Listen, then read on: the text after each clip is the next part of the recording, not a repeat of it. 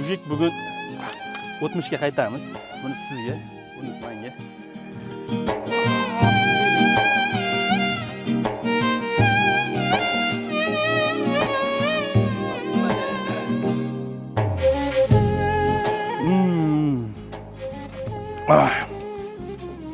Nima demoqchiman? Bugun o'tmishga qaytamiz deganim.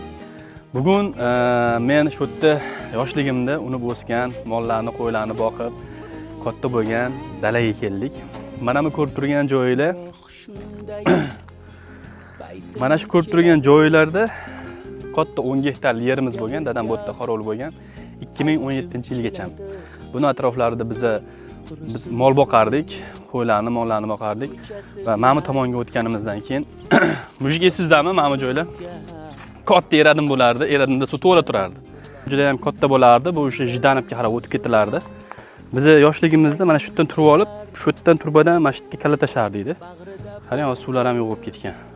Bu tomonda tol bo'lardi, hozir teraga kelgan ekan, mana bu joylar tekis joy bo'lardi. Sal narada ana o'sha kapa bo'lardi, ya'ni kapa o'sha shoxlardan tilgan uycha xullas.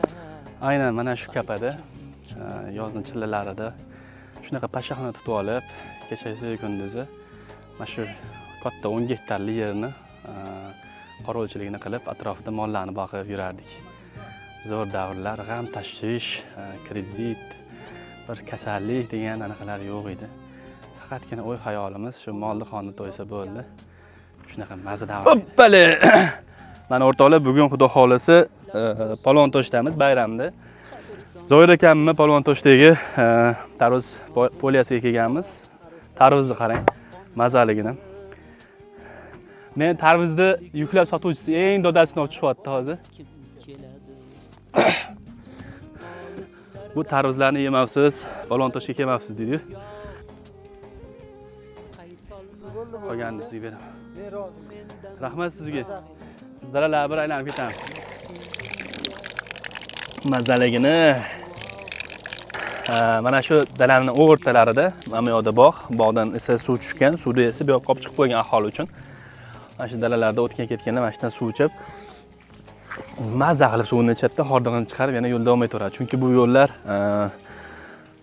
juda katta dalalar. O'tgan ketganda issiq, baribir chanqaydi, odamlarga mana shu yerda suv sharoiti qilib qo'yilgan. Aynan mana shu yo'ldan Polvontoshdan butun mol, qo'y to'dasi shu dalaga qarab yo'l olardi. Va mana shu yo'ldan biz 10 kilometrgacha mol qo'ylarni boqib ketardik. Qish kunlarida ayniqsa. Chunki o't tanqis bo'lardi. Shu qish kunlarida kanallarning bo'yida qurigan o'tlarni boqib 10 kilometrgacha borardik. Suv tanqisligi hisobiga mana bu yerda Bobojon degan ukamiz bor. Bu tomchilatib sug'orish yo'lga qo'yibdi ekan. Malades, gap yo'q. Mamutlar zo'r bo'lardi. Paxtazorlarda paxtalar terilardi. Bir gashti boshqacha edi bu davrlarni. Baliq ovlardik. Baliqqa tushganimizda ilonni ko'rib bo'lsam, qisib kelinadi baliqlar. Qisib kelinardi, ilonni ko'rsam shab etib chiqib ketardim, baliqlar yana ziyg qaytib ketardi. Hamma meni so'kib turaverardi keyin. Aynan mana shu joylar Polvontoshdan shundoq mana shu yo'llar bo'yicha kirib kelinardi.